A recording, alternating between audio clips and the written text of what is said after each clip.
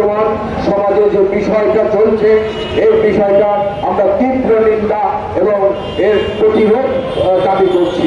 কারণ আজকে সকালেও আমি যখন পত্রিকা পড়েছি সেখানে 5টির অধিক ধর্ষণের ঘটনা আমি নিজে পড়ে এসেছি সকালবেলায়। সুতরাং এটি একটি দুর্বিষহ ঘটনা। বাংলাদেশের মানুষদের মন থেকে কি মানবিকতা উঠে গেল? এই প্রশ্ন শিল্পীদের, এই প্রশ্ন নির্মাতাদের।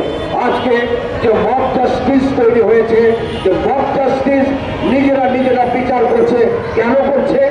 যারা এগুলো করবার কথা, আইন প্রয়োগকারী সংস্থা যাদের এগুলো করবার কথা, স্বরাষ্ট্র মন্ত্রণালয় যাদের এগুলো করবার কথা, আইন মন্ত্রণালয়, আইন উপদেষ্টা, তারা যখন কোনো কিছুই করছে না, তখন জনগণ নিজের হাতে অনেক ক্ষেত্রে বিচারের দাবি তুলে নিচ্ছে এবং বিচারের কার্যক্রম তারা করছে। এইভাবে যদি চলতে থাকে বাংলাদেশ বর্তমানে যে অবস্থায় আছে সেটা বসবাসের অযোগ্য হয়ে যাবে।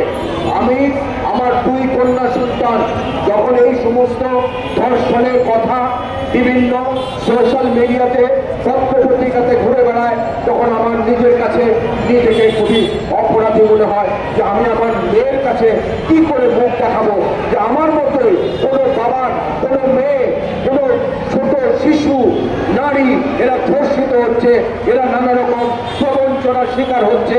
বাবা হিসাবে, মা হিসাবে আমাদের কি কর্তব্য? সন্তানের নিরাপত্তা রাষ্ট্র দিতে পারছে না, আমরা পারিবারিকভাবেও দিতে পারছি না। সুতরাং আমি উদাত্ত কণ্ঠে আজকে এখানে বলতে চাই, এই যে অবস্থা চলছে, ধর্ষণের যে মহামারী শুরু হয়ে গেছে, এটা অবিলম্বে বন্ধ করতে হবে। আপনাদের কাছে আমাদের অনুরোধ, আপনাদের লেখনীর মাধ্যমে, আপনাদের মিডিয়ার প্রচারণার মাধ্যমে এই বিষয়টাকে নিয়ে এমন একটা সোচ্চার করে তুলুন পুরো বাংলাদেশকে, যাতে এই ধর্ষকদের, এই প্রতারকদের সর্বোচ্চ যে শাস্তি সেটা নিশ্চিত করতে এই সরকার বাধ্য হয়। আর তা না হলে আমরা বলতে চাই, এই বিশৃঙ্খলা, এই উশৃঙ্খলা শিল্পী সমাজ, নির্মাতা সমাজ আর মেনে নেবে না। আমরা আপনাদের কাছে কিছুদিনের দেখবো, আমরা সময় দিচ্ছি, আপনারা এটা যদি নিশ্চয়তা করতে পারেন, যদি বাংলাদেশকে একটি শান্তির জায়গায় নিয়ে আসতে পারেন, তাহলে আপনারা আপনাদের রাষ্ট্রীয় কার্যক্রম করবেন।